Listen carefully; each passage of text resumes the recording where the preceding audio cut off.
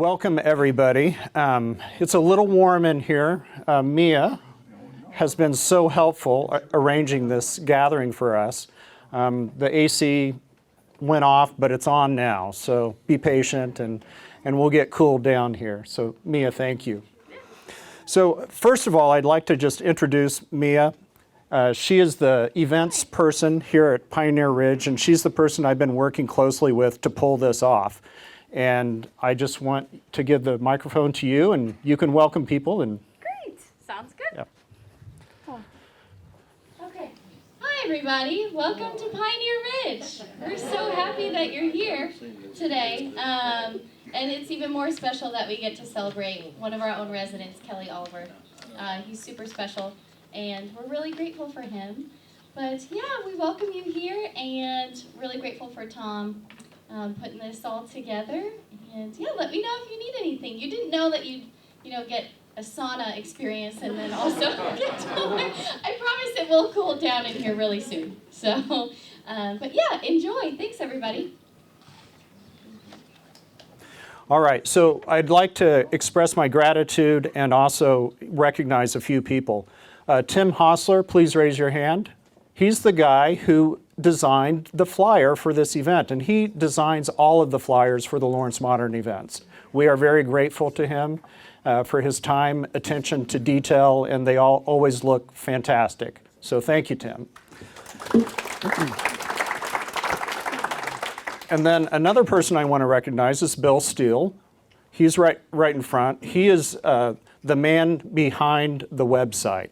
When you look at our website, it looks pretty kick-ass, and it's because Bill works really hard to maintain it and write, and his bar is quite high. You can't just give him something and he puts it on the website. It has to be right, and I'm just really happy and grateful that we get to do this together.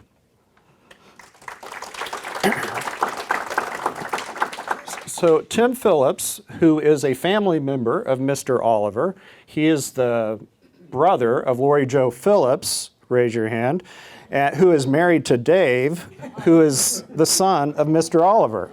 So Tim is filming this.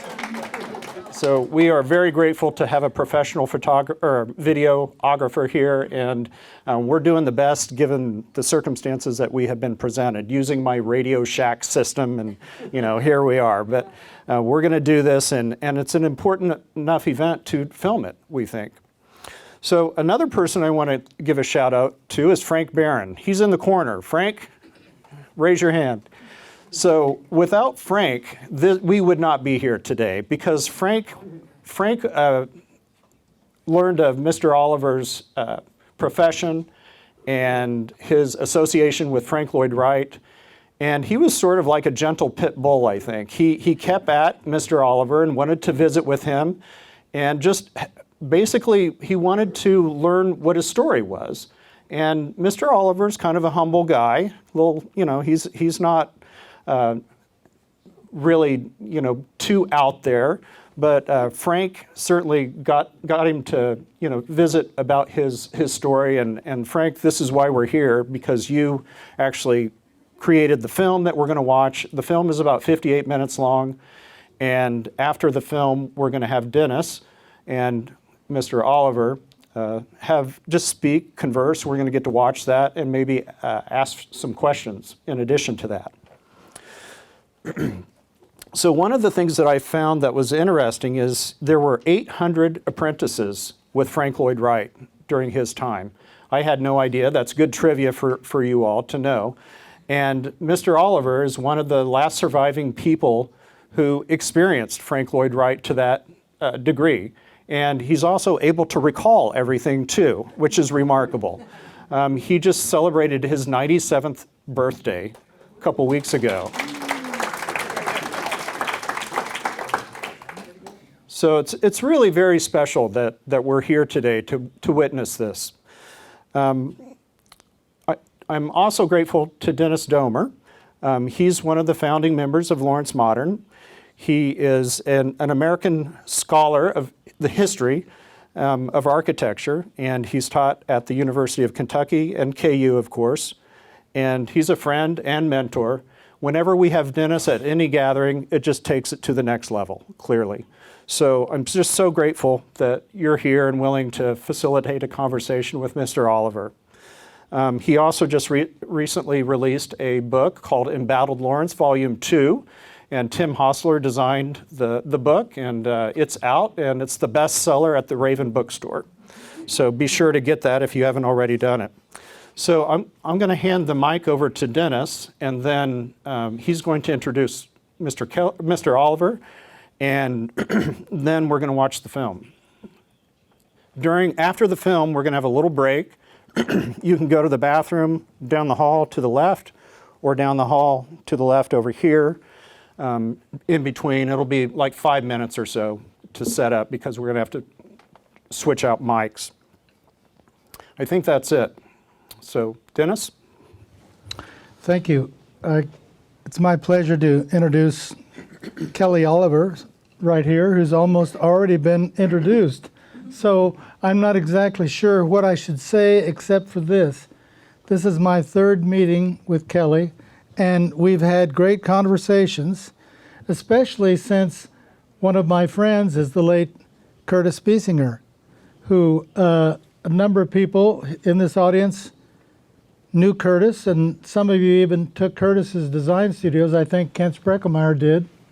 And so I found Kelly to be very willing to discuss almost any issue that arose in his 10 years at Taliesin. He was at Taliesin in Spring Green in the summers, and then in the winters he was at Taliesin West in Scottsdale. So he can tell us all about what it was like on those caravans you took back and forth. And I know that after World War II, they stopped the caravans, except in 1952, I believe Mr. Wright wanted to do another one. So we'll ask those kinds of questions that try to get to information that maybe other people would be interested in. So Kelly, I know that you worked 10 years with Mr. Wright, and then you had a very good career as an architect in Denver. Yes. And we might want to talk about that too, because if people look at the work that you did in that period from 1950 to 2016 or so, I don't know when you actually retired, a lot of that work looks like you learned a lot from Mr. Wright. Well, it's just hard to do anything else because it's the only architecture I ever knew, really. They started teaching some sort of architecture in school, but it was mainly where I started, Wyoming. It was only how to use your T-square and triangle and things of that sort. My real architectural education came definitely with Mr. Wright. I had no other mentor, no other sort of experience besides working with him. Well, you were a lucky man, don't you think?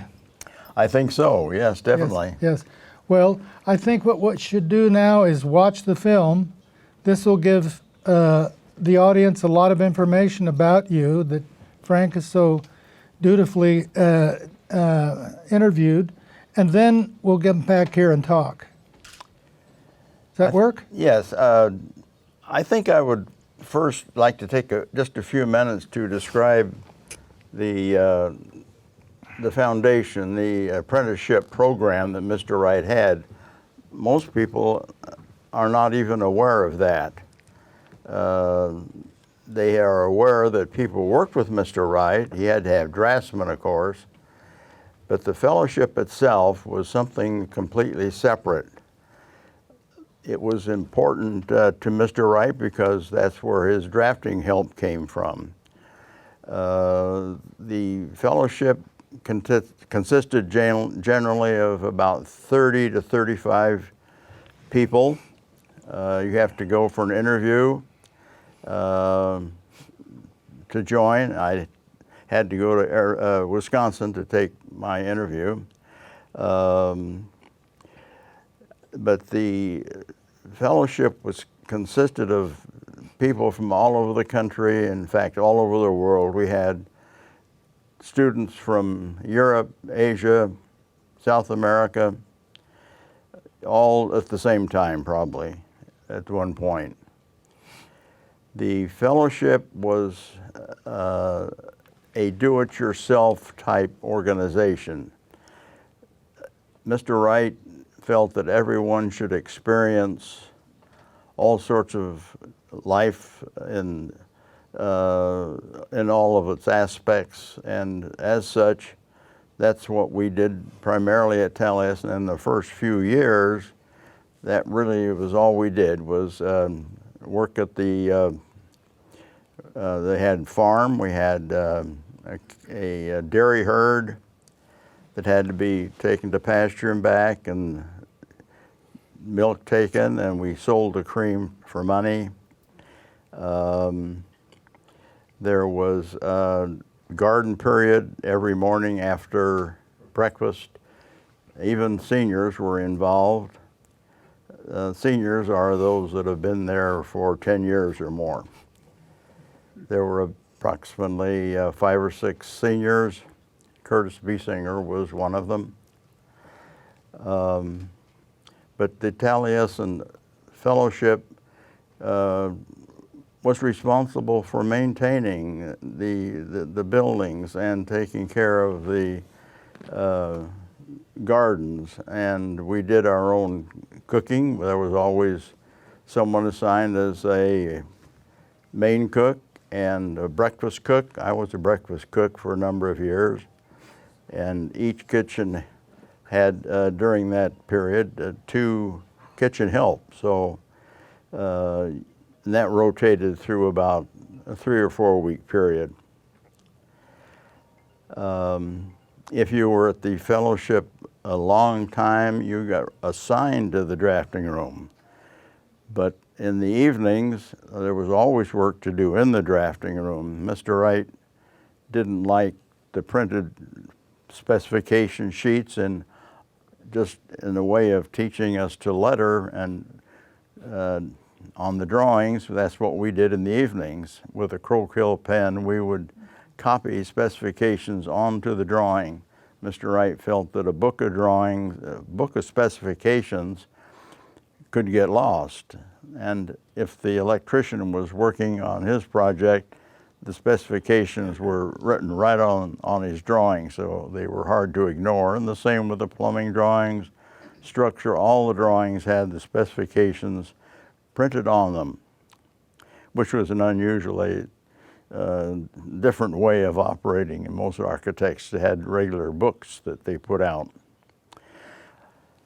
I think that the fellowship really was the backbone of the foundation, the Frank Lloyd Wright Foundation.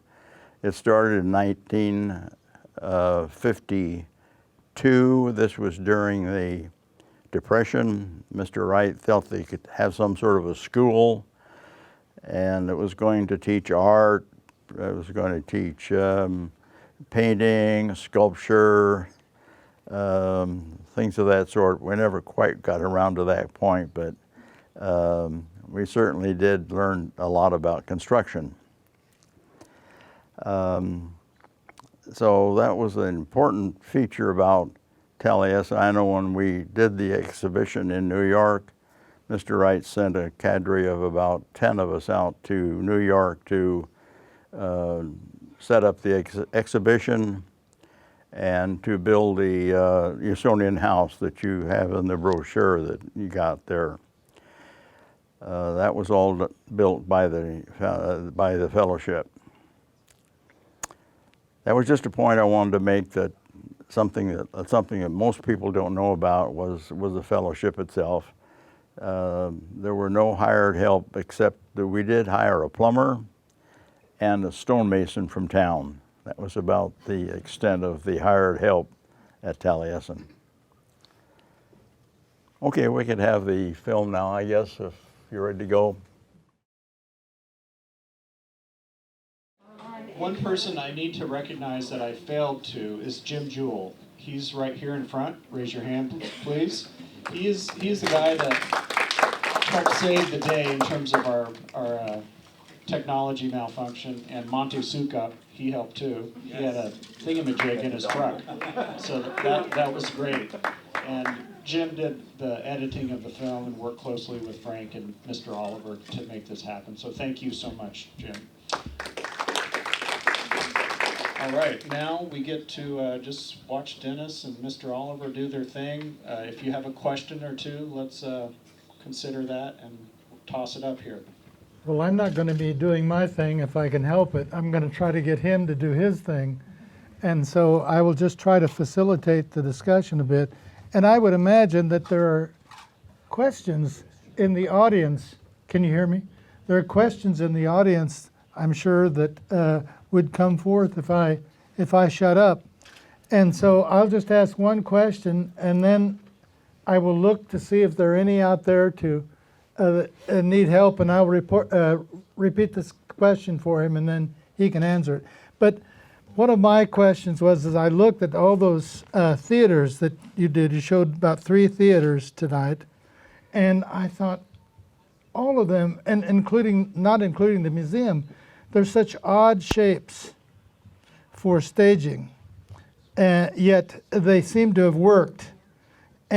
But constructing them probably was even more complicated, and you were a specialist in construction. You really liked it. What were any of the problems that you faced that you would just shake your head and say, let's get this Mr. Wright out here so he can tell us how to do it? Because, a lot of these complicated buildings were constructed by the apprentices who didn't know as much about construction as you did. Well, I sort of disagree. Okay, good. Most anyone that's gone through Taliesin has worked on construction, and I gotta tell you that doesn't exist anymore. The fellowship existed probably for a few years after Mr. Wright.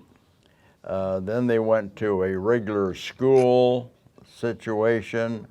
We got accredited by, I believe it's out of Iowa, and that lasted for about 5 years, but that finally terminated. But the fellowship ended essentially, I would say 3 or 4 years after Mr. Wright died. So it was a very short-lived comparatively to time itself, but it was an unusual experience, and anyone that has been through it, as I say, will never forget it. Yes, but often the buildings leaked, or the corners didn't come together, and I'm just asking, that's a critique that I've heard, and I've seen some of that. I'm just wondering if you think that that's exaggerated. I don't think so, because it was Mr. Wright's building, and of course, people make a big fuss about it. But most roofs do leak eventually if you don't take care of them. Now you had mentioned the fact that seating in the theaters were unusual, but they were pretty much standard type seating. But as you point out, I do think the seats in the Dallas Theater Center were curved. I had forgotten that. But I don't believe that's too unusual, but it certainly worked well there. As far as other defects in construction, it happens to any architect or any contractor, and every house has its problems. There's a story about the roof leaking and the person having to move his table to avoid it and call Mr. Wright at the same time. it was leaking on his table, and asked Mr. Wright about that, and he said, "Just move your table." Well, the last time I was at the Marin County Courthouse, it was raining. Now, it doesn't rain there very much. And you know, that's a long, long, long building. And they had buckets all along that building that they just kept there because they knew it was going to leak. And so that's how they solved it. You didn't work on that one, did you? Didn't work on that one. Okay. But as I say, all roofs leak eventually somehow if they're not cared for. Sure, that's right. Well, why don't I open it up for questions from the audience, ma'am? Okay. Did you hear that? No. She would like to know what kinds of music the chorus sang. Well, we sang just about everything that's ever been written. Mr. Wright liked traditional. We had a lot of Palestrina. We sang show tunes. Well, by that time, Elvis Presley was there. Did you sing any of his? No, but I'm sure You could. we could have. Yeah, certainly. Okay. So there, and Curtis Biesinger, our Curtis Biesinger, often directed the chorus, didn't he? Yes, Curtis was the director of the chorus for many, many years. We had so many talented musicians there. We had a violinist that had been the first chair for the Detroit Symphony. Others are equally talented.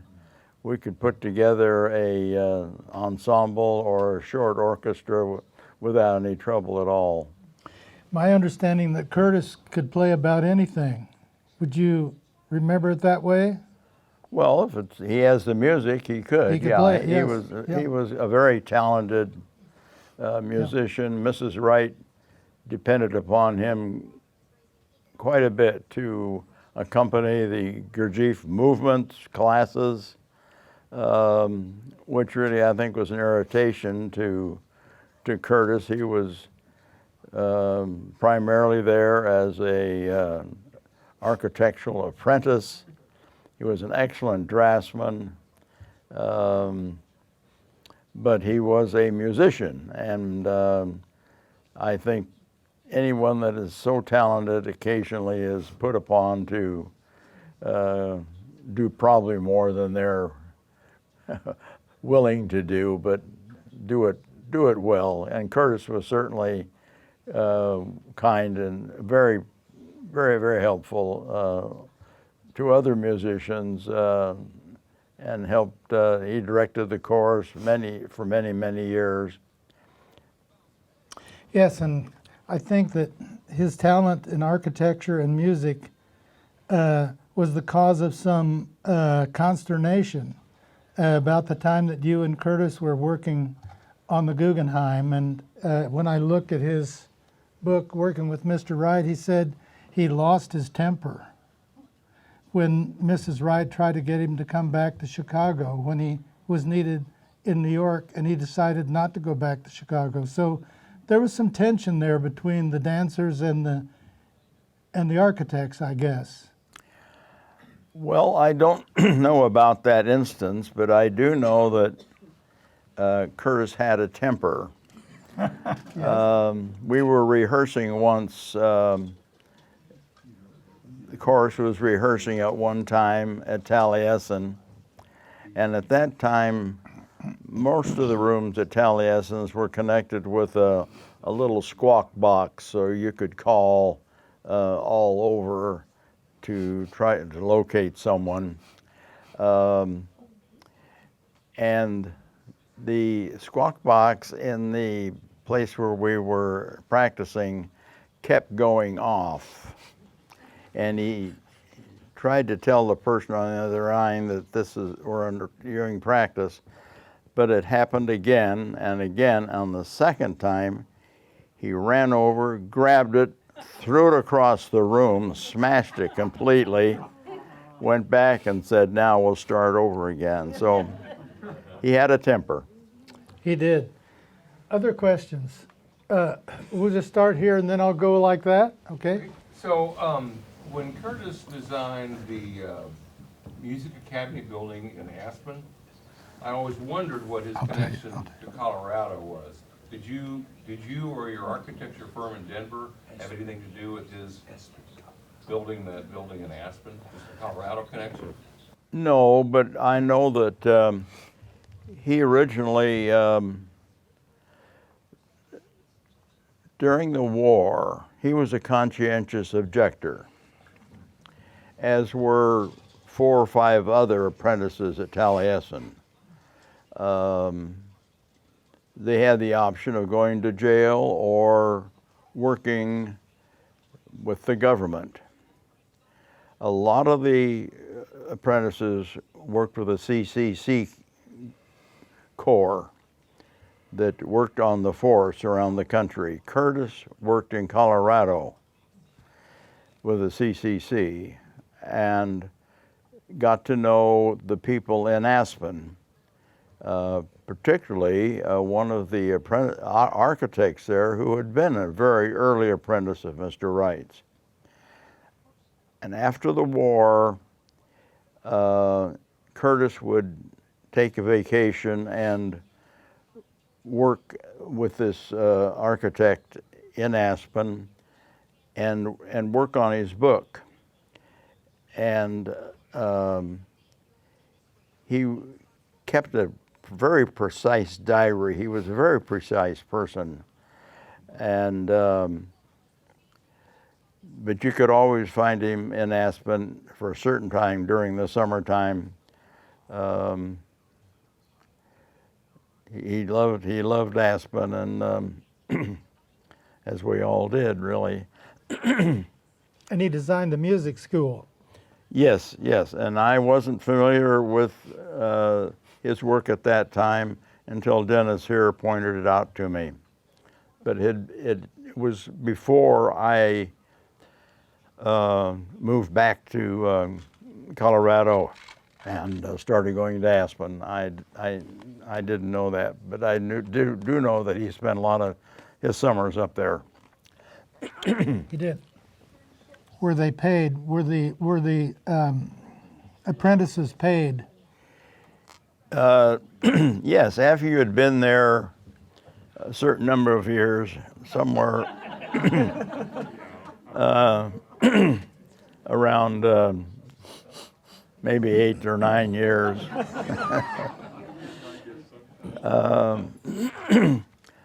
Well, there was a lot of apprentices that went there young and stayed, and were very productive for Mr. Wright, and they did get a stipend salary.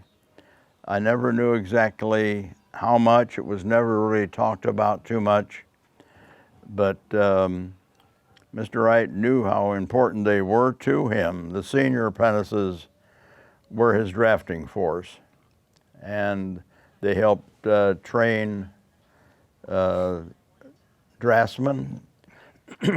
One of them was a very good cook, and he helped train me as a breakfast cook. So they were important in doing things other than the drafting room, but the main staff were senior apprentices. One of the seniors went to work at one time for Elizabeth Gordon on House Beautiful magazine. Yeah. And Curtis himself. John Hill. Right? John Hill, yes. Mm-hmm. Curtis also worked, I believe, with him for a while. A couple of years. Mm-hmm. Yeah. Let me ask you a personal question. So in the 10 years that you worked for Mr. Wright, were you ever paid? No, I wasn't.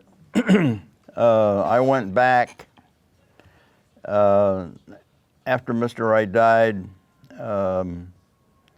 I had gotten a small practice starting in Dallas for about 2 or 3 years. Then they formed the Taliesin Associated Architects. And I was one of the associates that we had about 10 associates. And Mrs. Wright asked me to come back to Taliesin, that they were trying to get people to come back and staff the drafting room.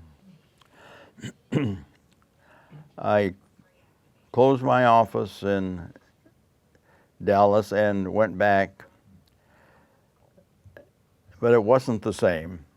And I worked for about a year there, and then took a job for construction administration on a project that I had helped with the drawings in Louisville, Kentucky, the Lincoln Income Tower. So I volunteered to be the on-site representative down on that job, and never went back to Taliesin, although I did visit a lot. When I got married, we visited there at Easter time, and I kept up an association with Taliesin, and I still do. There are a few people up there still that I know, and we keep in touch. All right. There's a very active design build movement, more or less, at the University of Kansas. A lot of our students and faculty are designing and building and constructing the building as a part of their student work. And this student would like to know if you have any advice for those students in this design build process. No, I think Rock Hill is doing a great job. His architecture, that's someone else's opinion. It's different than mine a little bit. But if you're going to be an architect, you've got to know how things go together and how they work, what they look like, how they can handle. I mean, things that you can do with them and shouldn't do with them perhaps too. And that is all good experience. I really admire the fact that he's doing that, and that you're actually working on the job itself. Hopefully, you can begin working on sort of different things all the time. And I'm sure he's probably doing his best to educate you on materials, and that's very important. She says that she had heard that Mr. Wright liked to be on construction sites because he liked the sound of construction. I think that is trying to point me toward a story. At one time, Mr. Wright added on to Taliesin. There was an outside terrace there outside his bedroom, and he decided he needed a little office, his own table, his little where he can do some designing and so forth, adjacent to the bedroom. So he designed this office outside of his bedroom over this terrace area. And I worked on that job, and in construction you make a lot of racket, and right off the bat we were concerned that this was bothering Mr. Wright because he would always take a nap after lunch. And we would sort of back off a little bit, and he realized what was happening. And he said, no, don't, keep going. That's music to my ears. Well, you've been music to our ears as well, and please join me in thanking Kelly Oliver for making it this far. Thank you.